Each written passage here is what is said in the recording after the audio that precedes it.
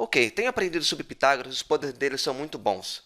Você provavelmente já ouviu falar do Teorema de Pitágoras, mas não da parte da qual Pitágoras era um louco líder venerador que pensava ter feito um acordo com Deus há milhares de anos e poderia se lembrar de todas as suas vidas passadas. Ah, e ele matou um cara, quero dizer, talvez tenha sido há muito tempo. E ele tinha medo de feijão, como grãos, uma coisa assim, eu não sei. Mas principalmente eu quero falar sobre a parte do assassinato. Veja, Pitágoras e seu culto dos pitagóricos tinham esse clube infantil maneiro onde eles falavam sobre proporções durante todo o dia. Eles seriam algo como: ei, eu desenhei um retângulo 2 por 3 usando uma régua e compasso, não é impressionante? Então alguém seria algo como: ei, eu tenho uma caixa que é 2 por 3,5. Daí as crianças maneiras diriam: 3,5? Isso não é um número, saia do nosso clube! Então eles fazem das unidades a metade do comprimento e chamam de 4 por 7. E tudo estava bem. Mesmo se sua caixa é 2,718 por 6,28, você pode simplesmente dividir suas unidades em milésimos e obter uma caixa que é uma boa, mesmo 2.718 por 6.280. Não é uma proporção simples, mas aí, a caixa ainda tem um número inteiro de proporções e assim Pitágoras está feliz. A menos que seja uma caixa de feijão, então ele enlouquece. Eu gostaria de imaginar como seria pensar em números da forma como eles fizeram. Talvez você pense em números como sendo uma linha, números em um sentido zero e um número negativo no outro, e há números entre eles, frações racionais preenchendo as lacunas. Mas Pitágoras não pensava em números como esse de forma alguma. Eles não eram pontos num contínuo, eles eram cada um por si próprios, separados. E o que ainda era muito moderno, porque antes as pessoas só pensavam em números como adjetivos, número D. No mundo de Pitágoras, não há nenhum número entre 7 e 8, não há número 3 sobre 2, como numa relação entre 2 e 3 numa proporção.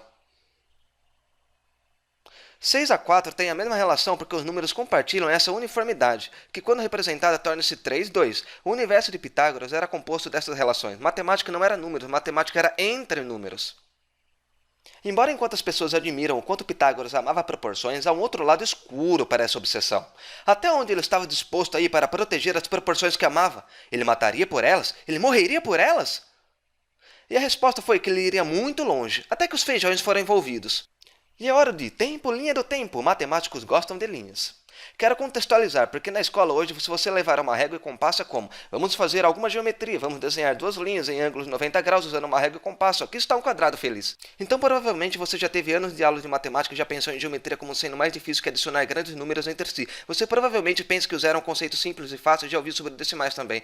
Bem, aqui agora, 2012. Aqui está Einstein, Euler, Newton, Da Vinci, com que certeza foi um tempo atrás. Agora vamos percorrer todo o caminho de volta para quando algoritmos arábicos foram inventados e levados para o ocidente por Fibonacci. Antes disso, a aritmética era um pesadelo duro. Por isso, se você multiplicar números por vários dígitos em conjunto, você pode voltar no tempo e impressionar os feijões de Pitágoras. E antes disso, não havia o conceito de zero, exceto na Índia, onde o zero foi descoberto por aqui. E se você continuar voltando e chegar a um ano, não há nenhum ano zero, é claro, porque zero não tinha sido inventado, e voltando um pouco mais, você começa a conviver com Aristóteles, Euclides, Arquimedes e finalmente Pitágoras. Todo o caminho de volta ao século VI a.C. O ponto é, você pode fazer alguma matemática muito legal sem ter um bom controle sobre a aritmética, e as pessoas assim o fizeram por longo tempo. Na escola, quando eles dizem que você precisa memorizar sua tabela de multiplicação e gráficos de parábola antes que você possa aprender matemática real, eles estão mentindo para você. Na época de Pitágoras não havia variáveis, não havia equações ou fórmulas como vemos hoje. O teorema de Pitágoras não foi a ao quadrado mais b ao quadrado igual a c ao quadrado. Ele foi: os quadrados dos catetos de um triângulo retângulo têm a mesma área que o quadrado da hipotenusa, tudo escrito por extenso.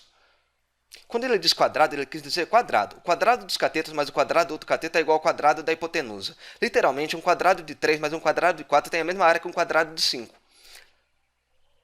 Você pode cortar 9 quadrados aqui, os 16 aqui, juntá-los obtendo 25 quadrados, e da mesma forma, você pode cortar os 25 quadrados da hipotenusa e encaixá-los nos 2 quadrados dos catetos. Pitágoras pensou que poderia fazer esse truque com qualquer triângulo ou retângulo, que lhe bastava apenas descobrir quantos pedaços deveria cortar em cada um dos lados. Havia uma relação entre o comprimento de um lado e o comprimento do outro, que queria encontrá-lo neste mapa. Mas o problema começou quando o mais simples triângulo retângulo, aquele no qual ambos os catetos têm o mesmo comprimento, tem um comprimento igual. Se os catetos são ambos 1, então a hipotenusa é algo que, quando ao quadrado, é 2. Então, qual a raiz quadrada do 2 e como é que vamos fazê-la numa razão entre números inteiros? A raiz quadrada de 2 é muito próximo de 1,4, que seria uma razão de número inteiro 10 para 14. Mas 10 ao quadrado mais 10 ao quadrado definitivamente não é 14 ao quadrado. Uma proporção de 1000 para 1414 é ainda mais estreita. E uma proporção de 100 milhões para 141.421.356 está muito próxima de fato, mas ainda não exata. Então, o que é? Pitágoras queria encontrar a relação perfeita. Ele sabia que deveria existir. Mas, contudo, alguém da sua própria irmandade pitagórica provou que não havia uma relação. A raiz quadrada de 2 é irracional. que em notação decimal, quando a notação decimal foi inventada, os dígitos duram para sempre. Geralmente esta prova é dada algebricamente, algo como isto, que é bastante simples e bonito se você sabe álgebra. Mas os pitagóricos não o fizeram, então eu gosto de imaginar como eles pensaram essa prova. A álgebra não é necessária. Então Pitágoras disse algo como: isso é totalmente racional, você pode fazer isso com números inteiros. E esse cara disse: não é, é também, não é, é também. Tudo bem ter o seu caminho. Então há uma razão de números inteiros em simples formulário, onde esse quadrado mais esse quadrado é igual a esse quadrado. Sim, esse é o teorema pitagórico, eu fiz isso. Sim, mas para esse triângulo você nem sequer precisa do teorema completo. É fácil ver como a mesma área cortando cada parte em 4 triângulos. Mas eu não quero dividir em quadrados em triângulos, eu quero unidades quadradas. Então, em coisas como essa, onde o quadrado é dividido em unidades, e por isso todos esses aqui se encaixam perfeitamente nesse outro e vice-versa. Mas não em coisas como essa. Ela quase funciona, mas você precisa dividir esse quadrado uniformemente para encher os outros dois quadrados iguais. E você tem esse ímpar sobrando. Há um número ímpar de quadrados para começar, e você não pode dividi-los igualmente entre dois os quadrados. Isso não é nem mesmo um triângulo retângulo. Qual é o seu ponto? Só que você sabe que o número ímpar como 7 não vai funcionar mesmo se você tentar. O número ímpar vezes si próprio dá um número ímpar de quadrados. Então, independente de que número é, ele não pode ser ímpar, tem que ser par. Ok, então a hipotenusa é par, isso é bom. Então, se eu mostrar que o cateto também é, então não é a forma mais simples? Qualquer relação entre ambos são pares, você divide por 2 até não poder mais, porque um deles é ímpar e em seguida essa relação é melhor. Eu pensei em assumirmos estar falando da forma mais simples.